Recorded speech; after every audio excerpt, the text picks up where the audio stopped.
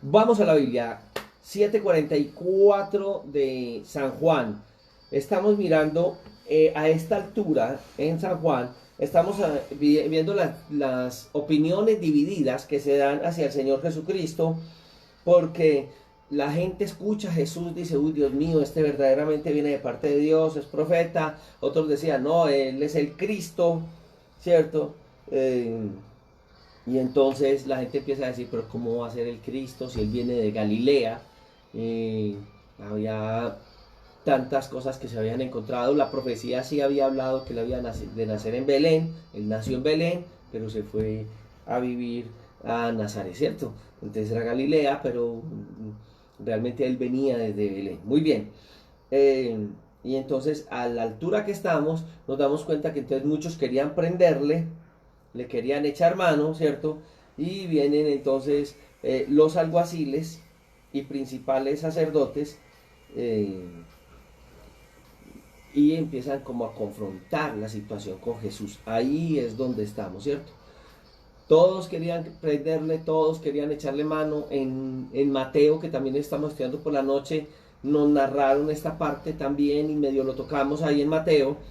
Entonces nos muestra esa posición de ellos querer prender a Jesús, pero Dios no los dejó, no se había cumplido el tiempo para hacerlo, ¿cierto?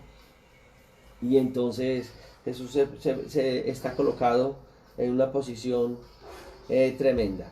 Bueno, entonces dice que algunos querían prenderlo, pero ninguno le echó mano. Muy bien. ¿Se acuerdan cuando Jesús le habla a Pilato y le dice, ninguna autoridad tendrías contra mí si la autoridad que tienes no fuese dada de arriba? Y aquí surge una situación que algunos han colocado, lo vimos en las noches cuando estudiamos Mateo, pero quiero hacer aquí mismo esa misma acotación. Es en qué momento y hasta qué punto yo debo de sujetarme a las autoridades humanas. Normalmente yo debo sujetarme a las autoridades humanas. La Biblia me enseña que debo someterme a las autoridades humanas, pero ¿en qué momento las autoridades humanas se saldrían de todo concepto que la Sagrada Escritura me da frente a esto? Tendríamos que recordar en esta mañana que el principio bíblico es que toda autoridad ha sido colocada por Dios, ¿cierto? Romanos nos va a hablar de la posición. Toda autoridad ha sido puesta por Dios, pero tendríamos que entender momentos en donde algunos, aún hablando de este momento, el Señor Jesucristo, reconocen que la autoridad fue colocada por Dios y que esa autoridad colocada por Dios debe de estar sujeta a la autoridad principal que es Dios. ¿Qué tal que hoy o mañana a ti y a mí nos prohibiera, en el mundo se diera eso, de predicar el evangelio como ha sucedido en lugares? Es decir, no puedes volver a predicar el evangelio. Dejaríamos de predicar el evangelio, los ministros dejaríamos de predicar el evangelio, porque la Biblia dice, sométase toda persona a toda autoridad. No somos los primeros que seríamos comprometidos en esto. El Señor en este momento estamos viendo al apóstol Pablo también en el Nuevo Testamento y al apóstol Pedro, donde se les prohíbe, pero ellos siguen predicando el evangelio porque ellos se sujetan a la autoridad divina. La autoridad humana está supeditada a la autoridad divina. Entonces, si a alguien le prohibieran predicar el evangelio, esta persona debe predicar el evangelio, debe sujetarse al principio divino que prima por encima de esta. Me pasó en algún momento que una de las hermanas de la iglesia dejan de venir y asistir a la iglesia, y yo le pregunté, ay hermana, ¿qué te pasó? ¿Por qué dejaste de asistir a la iglesia? ¿Qué te está impidiendo buscar del Señor? Y ella dice, no pastor, es que lo que pasa es que la Biblia dice que yo debo sujetarme a la autoridad de mi esposo, las mujeres estén sujetas a sus esposos, y cada que yo voy a venir a la iglesia, pues entonces encuentro que mi esposo me dice, mi amor, acuérdese que la Biblia dice que debe someterse a mí. Entonces yo le decía, sí, pero tienes que entender todo el contexto bíblico frente a esto, que primero que todo está tu relación con el Señor, no puedes impedir la relación con el Señor. La Biblia aún no te obliga, pero pues tú vives con tu esposo, que bueno, ama a tu esposo, sujétate en lo que puedas a tu esposo, siempre estés sujeta a él, en las cosas que no traspasen los lineamientos bíblicos, los lineamientos morales, ¿cierto? Y debes estar en eso, ora por él. Pero si estás viviendo, por ejemplo, con un hombre que se mantiene prostituido y va a afectar tu salud, te va a traer una enfermedad como de transmisión sexual, el SIDA y una de estas cosas, no estás ligada en este sentido bíblicamente, y aún la misma Biblia dice que tú no estás obligada a convivir con él, lo haces porque lo amas, porque buscas la salvación de él, porque de pronto hay un trato de Dios con tu vida que te guía a eso, pero no estás obligada. Entonces, en ese sentido, hay que entender hasta dónde va la autoridad humana sobre la autoridad divina. No hay algo así. Entonces es algo que tendríamos que nosotros mirar y que tendríamos que aplicar. Entonces, en este caso, cuando ellos hablan con Jesús, una de las cosas que ellos están colocando es bajo qué autoridad había sido traído el Señor Jesucristo para predicar el Evangelio. Él había sido colocado por Dios, y ese respaldo de Dios va a estar presente en el ministerio del Señor Jesucristo. Ya dice que querían prenderle, ninguno pudo hacerlo, los alguaciles vinieron, que es como decir la policía o la guardia pues de la sinagoga, ¿cierto? Y los principales sacerdotes y fariseos, y les preguntan a ellos, ¿por qué no le habéis traído? Y los alguaciles respondieron, jamás hombre alguno ha hablado como este hombre. Oh, eso fue especial. Su corazón fue impregnado de la palabra de Dios. Hubo algo de parte de Dios hacia el corazón de estos hombres. El tiempo del Señor Jesucristo no había llegado. Cuando veíamos en Mateo, recuerda que Él le contesta a la gente, y lo mismo le dice a sus hermanos y a sus discípulos, un momentico, es que todavía no ha llegado el tiempo, porque ellos querían que subiera a Jerusalén y se presentara delante de toda la gente como el Mesías.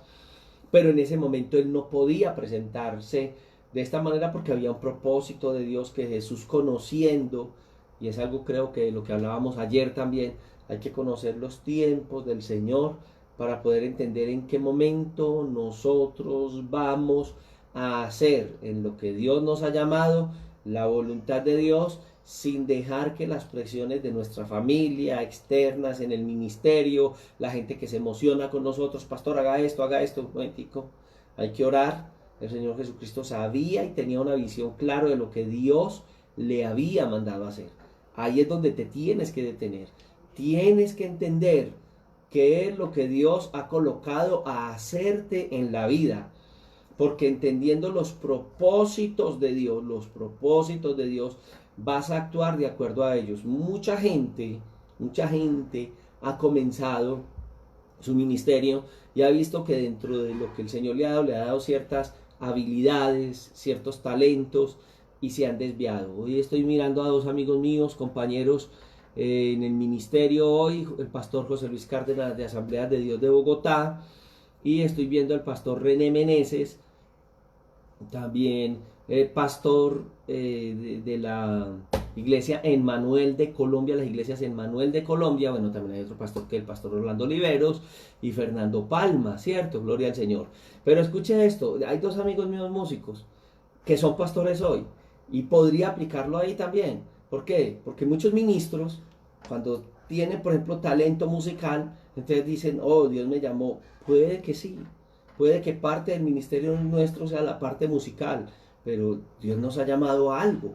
Entonces, algunos de nosotros terminamos pastoreando iglesias, oyendo la voz del Señor frente a eso, y algunos desarrollaron sus talentos para el Señor, y hoy le sirven al Señor a través de ministerios evangelísticos, en campañas y cosas, adorando y adoran y sirven al Señor de otra manera. Son esas trampas, y podríamos decir, que nos pasan el camino, oposiciones que ponen el camino, y no, tú debiste haber sido esto, tú en este lugar te tienes que quedar. No, el Señor nos ha llamado en el caso personal hubo un llamado directo a servirle a través de el ministerio, como lo estamos haciendo, pero entonces hay que entender eso. Jesús sabía que era lo que en su ministerio debía de hacer, y no, preséntate ahí en Jerusalén para que todo el mundo te exalte. Mire que por allá veíamos acá en Juan, en el capítulo entre el 5 y el 6, que ellos quisieron llevarlo a un punto de levantar su ministerio, pero eso habría hecho que fuera tan público que entraría antes de tiempo de que el Señor hubiera formado los discípulos, de que el Señor hubiera hecho ese ministerio público, de que hubiera enseñado el reino de Dios como Él lo enseñó, y no hubiese hecho todo lo que tenía que hacer durante su ministerio. Él sabía que venía y que venía a entregar su vida por nosotros, pero mire que fue paso a paso y siempre buscando la dirección del Padre. Y en esa parte, en su humanidad, ¿cierto? Que se despoja, pero sigue siendo Dios, pues, pero en su humanidad. Entonces usted empieza a mirar que Jesús poco a poco nos va enseñando a depender del Padre, a orar, a decirle al Señor, deja que pase esta copa, empezar a pedirle la voluntad de Dios. Entonces es entender el momento que se está viviendo. Y Dios va a colocar los medios para que al hacer la voluntad de Dios, las puertas se vayan abriendo, pero también las puertas se vayan cerrando. Hay momentos donde no entendemos por qué Dios permite que una puerta se cierre. Hay momentos donde no entendemos por qué Dios permite que en el lugar donde ministramos, puede ser en la iglesia, el concilio, situaciones, se cierren puertas y uno dice, no, eso es un ataque del adversario. Puede serlo. En el mejor momento del ministerio, ya salir de un lugar, pero ¿cómo así? No puede ser así. Pero cuando estamos orando a Dios y pidiendo su dirección, llega un momento donde el Señor le dice a uno, ya es el tiempo. Y uno dice, Señor, gracias, ¿cierto? Servimos a Dios, el Señor estaba sirviéndole al Señor, pues que el Señor Jesús estaba sirviendo los propósitos, y gracias a Dios vino a ejecutar esa parte de la deidad, y gracias al Señor lo pudo hacer, ¿cierto? Bueno, esa es como la expresión. Ellos están en ese momento mirando a eso y le dicen a la gente, ¿acaso algunos de ustedes también han sido engañados? ¿Acaso han creído algunos de ustedes y de los gobernantes o de los fariseos? Y ellos decían, esta gente no sabe la ley, maldita es. En medio de todo eso y esa fricción que hubo en ese instante, aparece un personaje que acabamos de estudiar hace unas semanas, que era el caso de Nicodemo. Entonces Nicodemo, que ya habíamos estudiado, ¿te acuerdas? Cuando el Señor le habla de la regeneración o nuevo nacimiento, y en este caso Nicodemo se acerca. Nicodemo era el principal de la sinagoga, o sea, era el intérprete principal, una persona que tenía esa parte dentro del conocimiento de la ley, y él viene a Jesús de noche y le dice, sabemos que has venido de Dios. Bueno, él lo vio por las señales, y la clase pasada vimos que las señales, veíamos teratas y Meía, y veíamos la necesidad de que ellas se dieran con un propósito. Los judíos no tenían esa costumbre de ver lo que sucedían en otros pueblos, como sucedió con Simón el Mago cuando se lo encuentran en aquel lugar, que ya salen de esos entornos, sino que en Jesús empiezan a mirar todos estos milagros. Es imposible que otra persona hiciera lo que el Señor Jesús estuviera haciendo. Entonces Nicodemo, esa fue una de las señales que él vio. Sabemos que has venido de Dios, porque nadie puede hacer lo que tú haces. Y en este momento, entonces, este hombre Nicodemo, que tenía delante del pueblo una credibilidad tremenda por su conocimiento de la Escritura, y era el intérprete, si podemos hacer así, una de las personas con más peso en la Escritura, mientras los fariseos y saduceos estaban atacando de esta manera, viene y dice Nicodemo, un momentico, ¿juzga acaso nuestra ley a un hombre si primero no le oye y sabe lo que ha hecho? Eso los paró en primera. Y entonces respondió y le dijeron, ¿eres tú también Galileo? Bueno, a los seguidores del Señor Jesucristo le llamaban Galileos.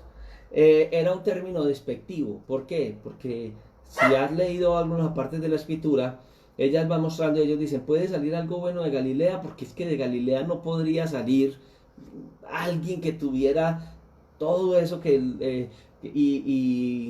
y presentarse como Jesús estaba presentando, ¿cierto? Entonces, en medio de toda esta situación y de toda esta fricción, ellos le contestan, ¿eres tú también un Galileo? O sea, usted también anda con ese grupo de personas que salieron de allá, y que de allá no puede venir un oráculo de Dios, de allá no puede venir la solución para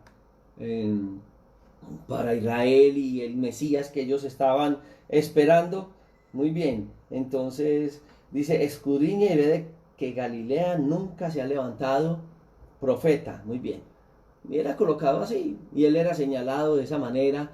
Usted va a ver que la parte déspota de ellos hacia el Señor Jesucristo le dijeron que era hijo de pecado, porque Jesús venía y María tuvo a Jesús de una manera sobrenatural. José quiso huir de aquel lugar, dejarla para que ella no fuera apedreada, ¿cierto? Entonces era conocido como Jesús el hijo ilegítimo de José y María. Entonces todas estas características eran tan fuertes frente a esto, y todas estas presiones eran tan fuertes hacia el Señor Jesucristo. Y entonces en medio de la situación dice la escritura que no pasó a más. ¿Cómo podrían refutar esto? Yo veo aquí que Dios también, en el camino de su palabra, del servicio a Él y de sus propósitos en su cumplimiento, va a hacer que muchas cosas que se levantan en contra de nosotros caigan. No tengas temor al servir a Dios y que vengan esos momentos difíciles. En el caso ministerial, en muchas ocasiones se nos va a levantar algo que no vamos a entender. Hoy más que nunca, nosotros, como en el caso ya de los que ministramos la palabra, debemos de entender los tiempos de Dios. Hace unas semanas he estado reuniéndome yo represento un grupo de pastores que estamos aquí en Sabaneta, como la asociación, y por estas cosas he sido invitado en algunas ocasiones a reuniones con concilios y cosas, y hoy hay unas decisiones muy tremendas frente a esto. Las decisiones que se han venido presentando frente a esto es la posesión de los locales que están arrendados, si nosotros vamos a seguir con ellos o no, cuánto tiempo va a funcionar, las deudas que tenemos los pastores ahora o que tienen las iglesias, pero nosotros las representamos, si entregamos o no locales, si hacemos o no, en este sentido. Y es algo tan tremendo, que es una presión. Tendríamos nosotros que tener total seguridad en Dios para poder saber si caminamos de esta manera o no caminamos de esta manera. Si tenemos un local, si no tenemos un local, las dificultades que se nos presentan con los gobernantes, no solamente en este momento, porque creo que no se nos están presentando, sino en otros. ¿Cómo tomar decisiones tan difíciles? Y cuando la presión está aquí, déjame decirte que Dios se va a glorificar. En el caso personal he visto que Dios ha colocado gobernantes, que Dios ha colocado personas que tienen que ver también con el mandato, concejales, cosas que ni conozco, ni hemos buscado, ni hemos tenido vínculos políticos, ni nada de esas cosas, sino que predicamos la palabra y Dios ha colocado en el momento indicado una salvación, un salvavidas para el propósito que Él tiene. Pero también he visto momentos donde el Señor dice que demos un paso al costado. En los momentos más tremendos hay que creerle a Dios. En el caso del Señor Jesucristo, Él tenía que esperar el momento, y sin embargo se levanta este hombre Nicodemo en la defensa de Él, y dice que después de este pequeño enfrentamiento, la Sagrada Escritura concluye diciendo, y cada cual se fue a su casa. O sea, no pasó a mayores, este momento como de fricción y persecución no pasó a mayores. Eso es algo especial. Otra cosa que yo voy a mirar acá, es ya en el capítulo 8 del libro de Juan, que ya empieza a describir otro momento, ¿cierto? Dice que Jesús se fue al Monte de los Olivos. Jesús era una persona que nos da testimonio en su humanidad. Recuerda que la Biblia lo va a presentar de dos maneras. Siempre estoy colocando este ejemplo en los evangelios.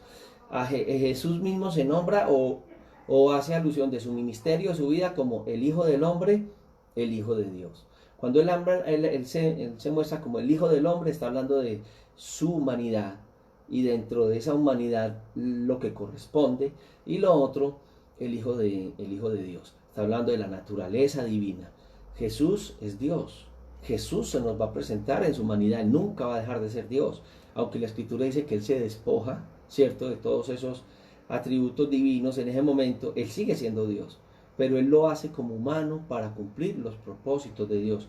Hay quienes hablan de si Jesús tenía doble naturaleza, o si Él dejó de ser Dios mientras estuvo en la tierra, y era solamente hombre. No, Él era 100% Dios, 100% hombre, pero sí Él, entonces, para ejercer el plan de salvación lo vemos en su humanidad, y en algunos momentos Él va a hablar de eso, la humanidad de Él y la divinidad de Él, y lo tenemos que tener muy en cuenta. Pero dentro de esa parte humana, nosotros vamos a ver la dependencia total del Padre.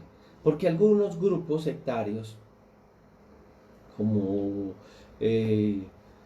los testigos de la atalaya, por ejemplo, hablan de Jesús como muy hombre, porque ellos ven y se fijan solamente en la naturaleza humana de él y no miran la parte divina, que es muy clara y que ya la vimos desde Juan capítulo 1 en él, porque no entienden esa doble posición que él tiene. Pero el capítulo 8 nos va a mostrar a Jesús en una posición que nosotros debemos de observar en él, en el testimonio de él en la humanidad y en la dependencia del Padre, en donde dice que Jesús viene al monte. Y nosotros decimos, uy, qué bueno, ¿cierto? Él tenía esa costumbre de venir a la presencia del Señor continuamente.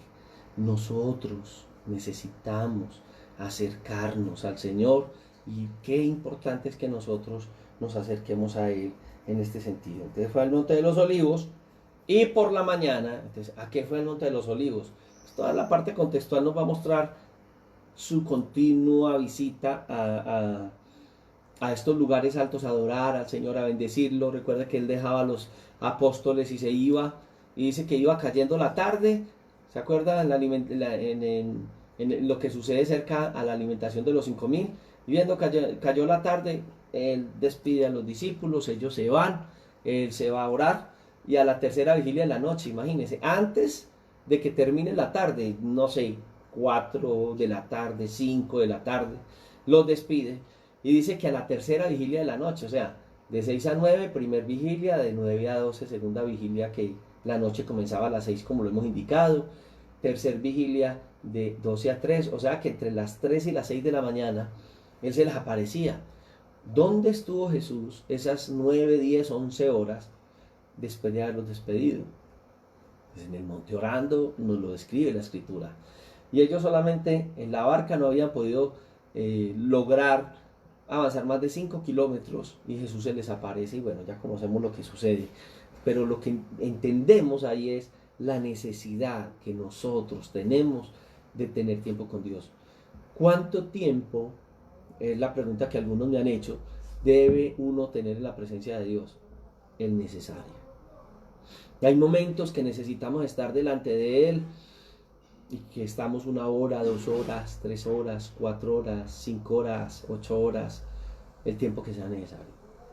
Y si es necesario retirarnos 1, 2, 3 días, no hay problema, no hay problema, no hay problema, porque estamos entonces ahí en la presencia del Señor. Entonces esto es algo que tenemos que tener claro, ¿cierto? Ya el otro día que por la mañana volvió al templo y todo el pueblo vino a él y sentándose les enseñaba. Recordemos que seguimos viendo las palabras, ¿cierto? Las figuras retóricas cuando se hablan y de dicción cuando se escriben, son las mismas.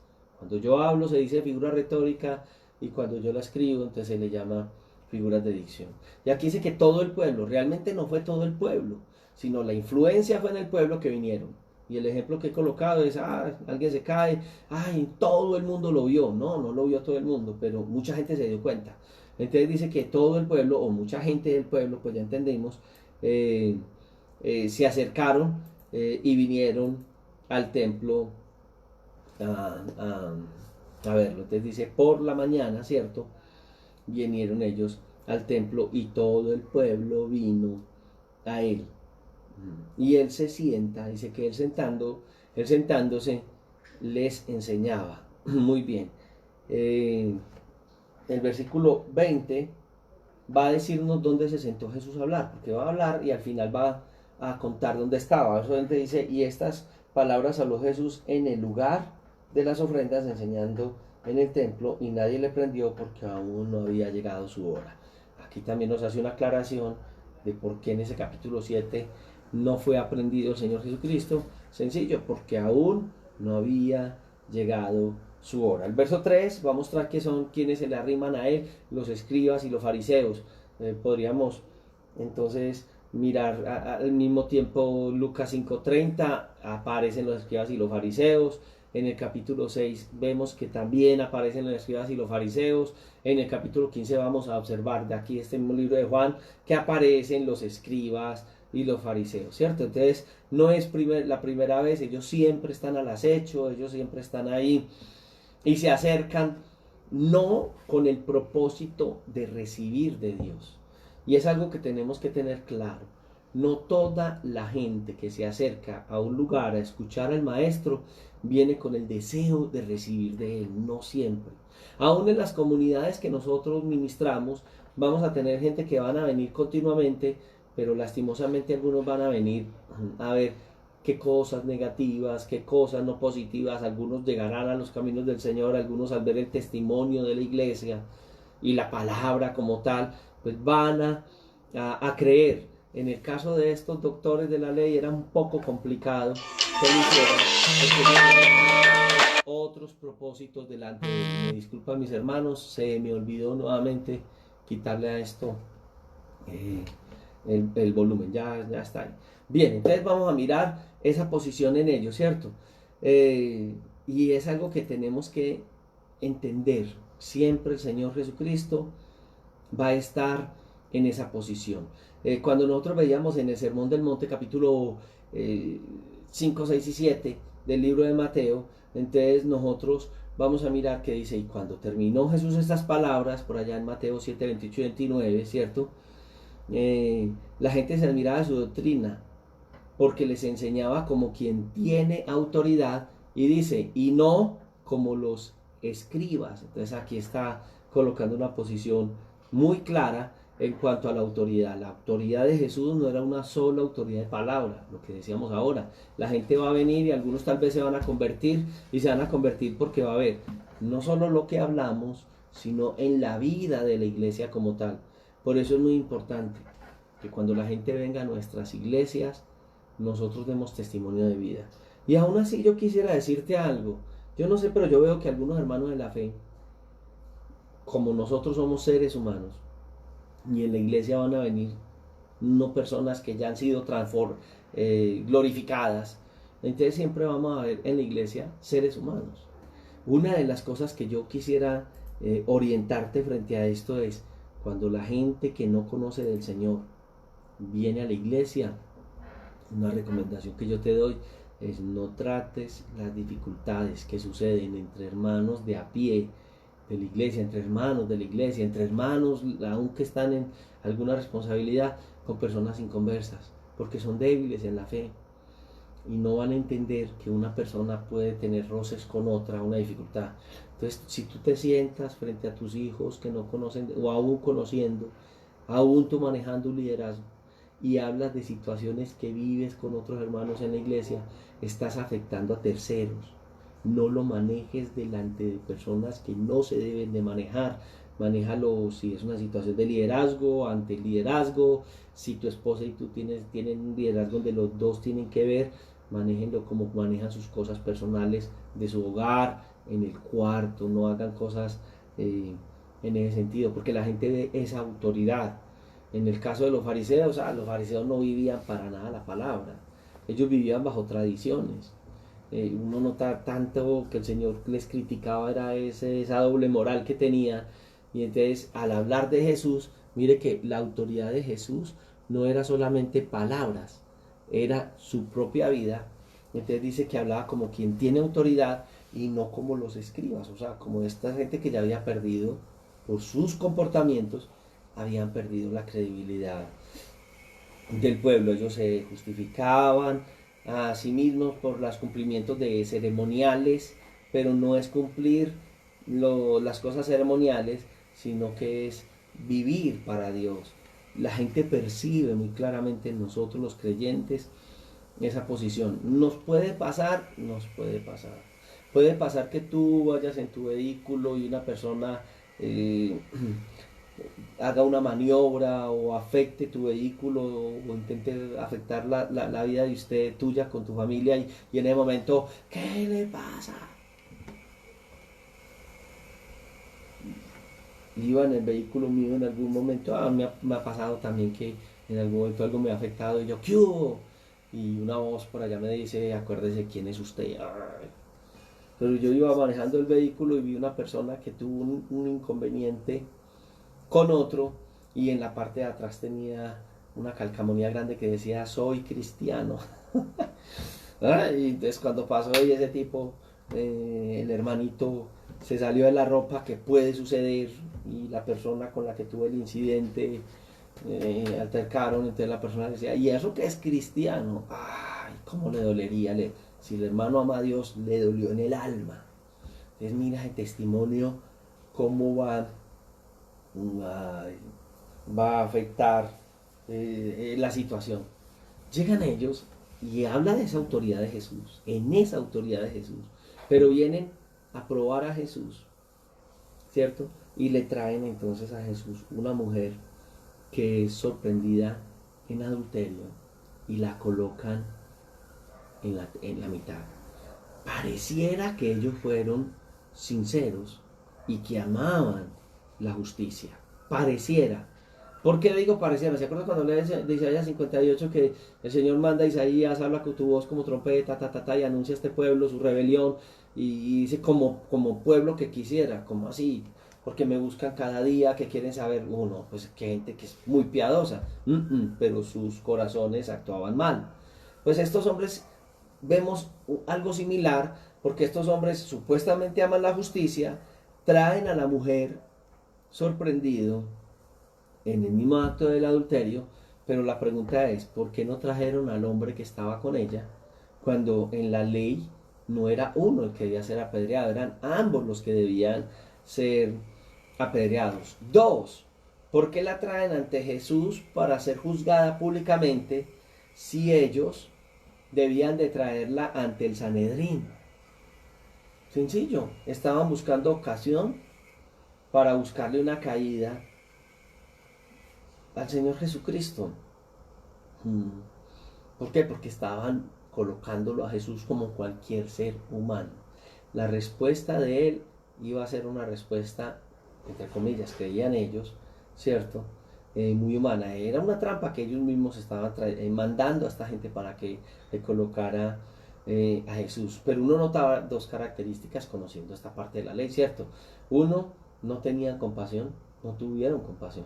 Al hacerlo, ella fue un instrumento de una venganza hacia Jesús. Y la segunda es que no había misericordia.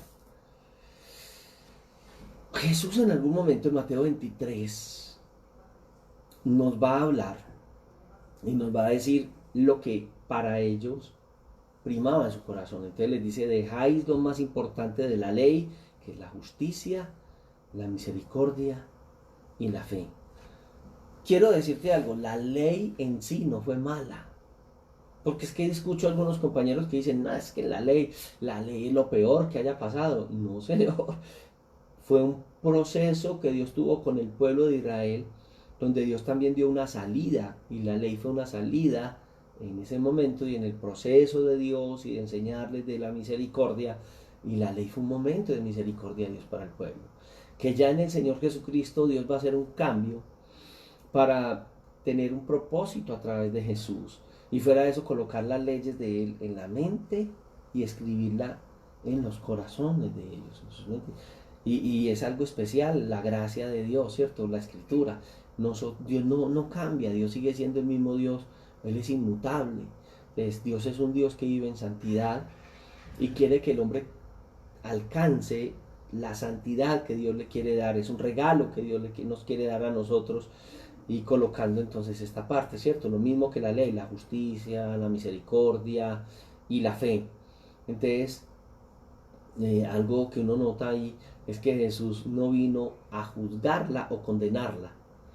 Juan 3 nos muestra que no vino a condenar, ¿cierto? El que en él cree no es condenado. El que lo rechaza ya es condenado porque no cree en la salvación que Dios ha dado. Entonces él no viene a condenar. Claro, el que no lo recibe va a ser condenado. Pero mira que no vino. Alguien dice, vea, es que el Señor no vino a condenar a nadie. Es cierto. Pero si no crees el mensaje del Señor Jesucristo, eso mismo te condena. ¡Ay, qué posición tan tremenda!, ¿cierto? Él vino a dar salvación, Él vino como un buen médico a curar la enfermedad, aunque quiero decirte, el pecado no es una enfermedad. Se comporta como enfermedad, pero es un estado del hombre, en el que el hombre es consciente y debe de colocar esta parte de recibir lo que Dios quiere dar, y al recibir lo que Dios quiere dar, alcanza no por sus medios ni sus méritos, sino por la gracia de Dios esta salvación tan perfecta que Dios nos quiere dar. Entonces ya en el versículo 4 de este capítulo 8, le dicen ellos, esta mujer ha sido sorprendida en el mismo acto del adulterio. Yo quiero hacer una pregunta. ¿Por qué les importaba tanto a ellos la situación de esta mujer en esta situación? ¿Será que ellos querían presentar y decirnos que nosotros somos tan piadosos, somos gente tan buena que no podemos soportar la maldad? En el transcurso de mi vida, yo conocí el Evangelio en una iglesia, yo creo, considero, siempre he visto la iglesia donde nací, ustedes me han escuchado, los hermanos de la iglesia, lo he dicho por acá también, ¿cierto? En las asambleas de Dios, y yo he considerado que la doctrina en sí, la base, es una bendición. Y cuando yo conocí el Evangelio allí, pues conocí los principios de la fe, pero por cuestiones de la vida, yo termino sirviéndole al Señor, y sé que Dios me llevó hasta allá para aprender muchas cosas de Él, de una iglesia legalista. Entonces cuando yo llego a ese lugar, digo, aquí son los más santos, todo era pureza, era tan santo que todo se veía santo, tan hermoso, tan precioso, pero lastimosamente el legalismo tiene un problema. Bueno, se le dice legalismo. Yo creo que el legalismo más es vivir bajo las leyes del Antiguo Testamento, y esto es como un sincretismo de vivir bajo ciertas leyes que no son las del Antiguo Testamento todas, sino bajo normas humanas en las que hay como una lista, y si usted hace esto, usted es salvo. Si usted vive así, es salvo. Es cuando yo de un momento a otro quedo cautivo ahí, y durante años paso ahí, no entiendo, yo mismo no me entiendo cómo termino después de haber tenido una formación aún en la misma misión, en el instituto bíblico y esto, no entiendo cómo termino. Bueno, hoy entiendo cosas, pero después te lo contaré. Y en medio de toda esa situación, con tantos santos, yo decía, esto es tan santo, pero cuando abro los ojos, me doy cuenta que cuál santidad, lo que hay es en nuestros corazones, aún en los nuestros, hipocresía, porque era querer mostrarle a la gente lo que uno no era mostrar una imagen de algo que hoy nosotros tenemos que entender. El único santo es Dios. Cuando me acerco a Dios, de su santidad tomamos, ¿cierto? Y gracias a la misericordia, y si nosotros fallamos, abogado tenemos delante de Dios a Jesucristo el justo, y no es una excusa para vivir en el pecado, pero gracias a la misericordia de Dios, a la gracia de Dios, nos damos cuenta, porque de resto nadie se consideraría santo, porque uno en ese sistema dice, Dios mío, no hay santidad, todos somos un dechado de mentiras, perdón, porque el hombre justificándose delante es Dios el que nos santifica, es depender de Él. Por eso cada día nos acercamos, no lo hemos logrado. No es ver a una persona y decir, usted no ayuna como yo ayuno tantos días a la semana, es que yo soy más santo, yo sí soy santo, porque es como una competencia. Ay, eso es algo horrible, horrible. El legalismo es horrible. Yo recuerdo algún momento alguien nos decía de nuestras autoridades, denuncia a su compañero si se maneja mal, denuncia al otro pastor, y pues, seres humanos somos todos. Si a mí me revisan mi vida con lupa, bueno, no necesitan una lupa tan grande, de pronto van a encontrar que soy un ser humano, que quiero vivir para Dios, que creo que lo hago transparentemente para Dios. Algunas veces me han corregido, a un hermano de la iglesia les he tenido que reconocer, a la iglesia que yo pastoreo, cosas que humanamente uno hace. No estoy hablando de revolcarme así como lo hacíamos en el pecado, pero hermano, no es, el ser humano es ser humano. Y en medio de todo eso, entonces uno cuando lee esto y uno ha experimentado esas cosas, entonces uno dice, uy, Dios mío, esta gente está utilizando las herramientas para sus fines, juzgando a todo el mundo, disparándole a todo el mundo, pero ellos estando en una situación similar, juzgando a todo el mundo, señalando a todo el mundo, ¿cierto? Como esos médicos que hoy curan a otros y mañana terminan enfermos. Las pandemias que estamos viendo, ¿cuántos médicos están terminando con la pandemia? No son inmunes a la pandemia, son seres humanos que la pandemia les puede tocar, ¿cierto? El pecado se comporta, yo le dije, no es una enfermedad, pero se comporta como la enfermedad. Entonces, ahí estamos en medio del mundo y predicamos y anunciamos y hablamos, entendemos que el remedio es la gracia de Dios, no nosotros mismos, no un sistema religioso, ¿cierto? Entonces, ¿cuál es la actitud que yo voy a tener hoy frente a otros que pecan si yo me considero el más santo, el único? Y ya hemos hablado de encuentros de Jesús, cuando Jesús les hablaba acerca de su desobediencia y todo. Nosotros somos hijos de Dios, nosotros somos hijos de Abraham. Ese mensaje que usted nos trae no lo entendemos y nosotros siempre hemos andado perfectos. Antes Dios se ganó la lotería con nosotros los judíos. La salvación es de los judíos. Si alguien quiere ser salvo, podría de pronto volviéndose prosélito, siendo un creyente de tercera, ¿cierto? Por allá en el templo no puede entrar al templo, pero desde afuera escucha y todo lo que hemos hablado de la vida de los prosélitos, su circuncisión y sus cosas, y ser cristianos de tercera.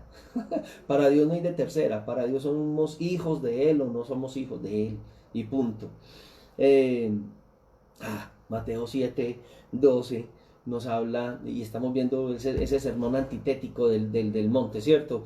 Es un sermón que no tiene nada, no se parece en nada a nosotros, y lo que Él enseña es todo lo contrario a lo que nosotros podemos ver. Y en ese verso 12 Él está diciendo: así que todas las cosas que queréis que los hombres hagan con vosotros, háganlas ustedes con ellos. El amor y la misericordia de Dios, es decir, que el Señor nos lleve al terreno del necesitado, de sentirnos tan vulnerables frente al pecado y la necesidad diaria. Pero te decía, el Señor Jesús veía la necesidad de orar, de orar, de orar, y nosotros entonces necesitamos ver esa parte de nuestras vidas. Ay, yo necesito orar, ¿cierto?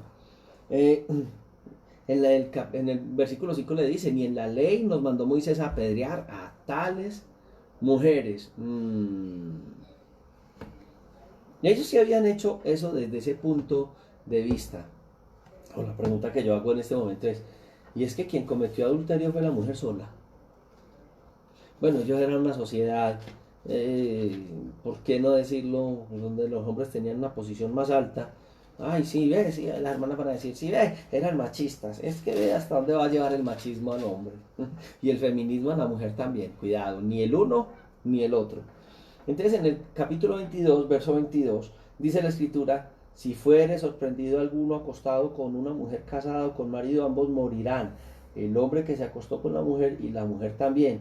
Y así quitarás el mal de Israel.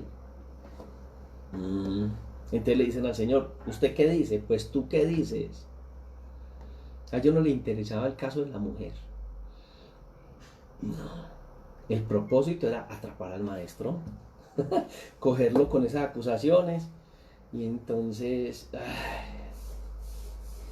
porque ellos hablaban de Jesús quebrantando el día de reposo, ¿cierto que sí?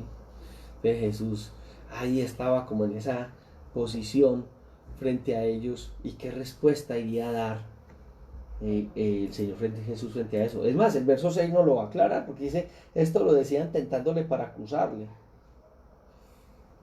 Jesús escribe en el suelo unas letras. Me llama la atención eso. Bueno, ellos lo tientan para acusarlo, ¿cierto que sí? Y es tremendo porque la respuesta de Jesús lo podría haber llevado a puntos tremendos. Uno, echar al lado la ley de Moisés, y Moisés fue el que dio la ley. Entonces Jesús no cumple la ley de Moisés, es transgresor de la ley. También hubiera metido en un problema muy grave a ese grupo con los romanos, ¿cierto? Porque los romanos no ejecutaban a los adúlteros, y aún la guardia del templo estaba sujeta, y que había una alianza ahí sucia entre estos hombres y los legisladores romanos, era tremenda, ¿cierto? Él tenía una fama que era la de amigo de pecadores, y la gente tenía, quienes se acercaban a Jesús, pues la gente que no se veían en esa posición de los más santos, de los más, sino que realmente sí eran los pecadores. Pues todo el mundo es pecador, pero estoy hablando de los pecadores señalados, los que ellos señalaban, acercándose al Señor. Un taxista me decía: hombre, yo no entiendo cómo es que todos los supuestos pastores que ustedes tienen vienen de un mundo malo. Y yo cargaba la Biblia y yo decía, menos mal que no sabe que soy pastor. Yo le decía, hombre, no, lo que pasa es que por allá Corintios habla que lo vil y lo menospreciable del mundo escoge Dios, ¿cierto? Hay que sentirse pecador para poder que la obra de Dios obre en cada una de nuestras vidas.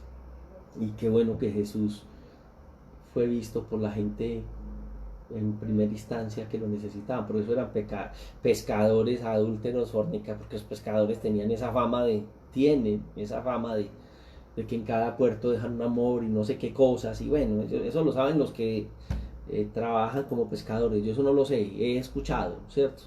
Pero entonces, esa actitud de Jesús tan humilde, se inclina al suelo, ¿cierto? Escribía en el suelo. El texto no dice hizo marcas en el suelo, dice escribió. Ay, no sé. Les vuelvo a decir lo que dije en algún momento. ¿Será que escribía los pecados de ellos? Ni ellos ahí. Ni él ahí escribiendo. Un pastor decía que escribía hasta las fechas. Tal fecha, adulterio, tal, que él veía y uy, yo no sé qué escribió. Escribió. Lo único que sé y que la Biblia me dice hasta ahí es que Jesús escribió. Lo que escribió los impactó de una manera tan especial que afectó lo que ellos en ese momento tremendamente. El texto de Juan nos está diciendo que como ellos insistieran en preguntarle, o sea que ellos insistieron que les contestara acerca de esto, ¿cierto? Y es tremendo, porque si usted se pone a pensar acerca de los mandamientos, el sexto mandamiento habla de quebrantar el día de reposo, y en el contexto de lo que estaba ocurriendo aquí, era el día de reposo. Entonces mira la situación tan tremenda que se presenta. Entonces dice, sé que Jesús se endereza y le dice a ellos, el que esté libre de pecado sea el primero en arrojar la piedra contra ella. Tremendo eso. Me gustan las respuestas que siempre Jesús da. ¿Por qué? Porque Jesús es muy bíblico para contestar. Jesús entiende las sagradas escrituras y cuando conoce el contexto de las sagradas escrituras es importante la respuesta que se da. En Deuteronomio 17:7 dice, la mano de los testigos caerá primero sobre él para matarlo y después la mano de todo el pueblo, así quitarás el pecado en medio de ti. Entonces él les dice sencillamente, claro, o sea, el que lo haya visto y esté libre de pecado, hágale.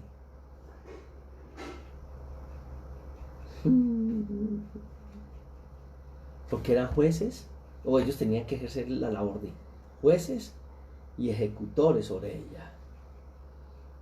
Porque si ellos tenían alguna de esas situaciones, ellos podrían también ser ejecutados por el resto en algún momento, y su acción hacia ella se les volcaría hacia ellos mismos. ¿Qué palabras habrá dado Jesús? ¿No será que Jesús habrá escrito este texto de Deuteronomio? Porque si merecían el mismo castigo de ella. Aquí habla de la hipocresía. Realmente ellos buscaron ocasión para Jesús, pero uno también va a encontrar otras cosas dentro del texto, ¿cierto? Arrojen la primera piedra. Bueno, Mateo 7, yo quiero que lo volvamos a mirar. Capítulo 7, recuerda que estamos en la noche estudiando Mateo. Del verso 1 al verso 5 dice, no juzguéis para que no seáis juzgados, lo hemos visto ya, porque con el juicio que juzgaréis con el juicio con que juzgáis seréis juzgados, y con la medida con que medís os seréis medido. Porque mira la paja del que está en el ojo de tu hermano, y no echas de ver la viga que está en tu propio ojo. Y como digas a tu hermano, déjame sacar la paja de tu ojo, y aquí la viga en el ojo tuyo. Hipócrita, saca primero la viga de tu ojo, y entonces verás bien para sacar la paja del ojo de tu hermano. No deis lo santo a lo profano, a los perros, perdón, ni echéis vuestras perlas delante de los cerdos, no sea que os pisoteen y se vuelvan y os despedacen. Posición del Señor Jesucristo. Ahora, Pablo, un buen discípulo del Señor en este sentido, inspirado por el Espíritu Santo, va a decir en el capítulo 2, verso 21, cómo el judío, conociendo la ley, porque viene hablando el capítulo 2 acerca de que esos moralizadores, ¿cierto? Que ellos como que se consideraban esos moralizadores, son peor que los paganos. Entonces ya en esta parte que nosotros estamos viendo de Romanos 2 hacia el 21, está mostrando que los judíos, por conocer la ley, eran más culpables todavía. Entonces ya en el versículo 21 al 24 dice: tú pues que enseñas a otro que no te enseñas a ti mismo, tú que predicas que no se adulterar, hurtas, tú que dices que no se adulterar, adulteras, tú que abominas de los ídolos, cometes sacrilegio, tú que te jactas de la ley, con infracción de la ley deshonras a Dios, porque como está escrito, el hombre de Dios es blasfemado entre los gentiles por causa de vosotros. Ahora hablamos de legalismo, ¿no?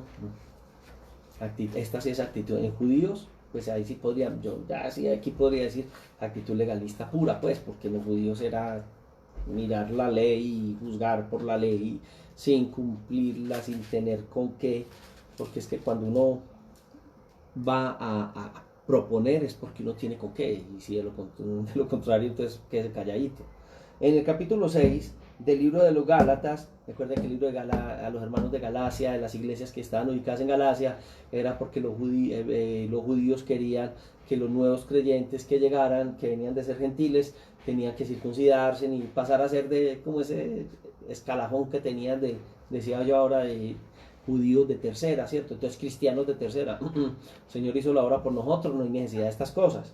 Entonces entre el versículo 1, 2 y 3 del capítulo 6 de Gálatas dice: hermanos, si alguno fuere sorprendido en alguna falta, vosotros que sois espirituales, restaurarle con espíritu de mansedumbre, considerando que a ti no sea que tú también seas tentado, sobrellevar los unos las cargas de los otros y cumplir así la ley de Cristo, porque el que se cree ser algo, no siendo nada, a sí mismo se engaña.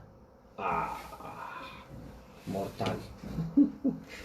Ay, hermano, qué tristeza, se nos va el tiempo. Yo quiero como terminar, resumir, ya se nos fue el tiempo, ya es la hora, ¿cierto? Bueno, aquí dice que inclinándose de nuevo hacia el suelo, siguió escribiendo en tierra. La primera serían los pecados de ella, la segunda sería esto de la ley, o lo primero sería lo de la ley, y la segunda los pecados de ellos. No sé si fue una cosa o la otra, no sé qué escribió, no dice la Biblia que escribió, ¿cierto? Pero ellos, al oír esto, acusados por la conciencia, salían uno a uno, comenzando desde el más viejo, les mencionó la ley. El Señor Jesucristo, experto en la palabra. Señor, haznos expertos en la palabra.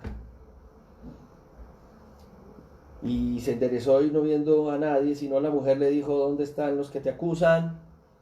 Bueno, tendría que haber sido acusada para poder ser apedreada, ¿cierto? Ninguno. Ni yo te condeno.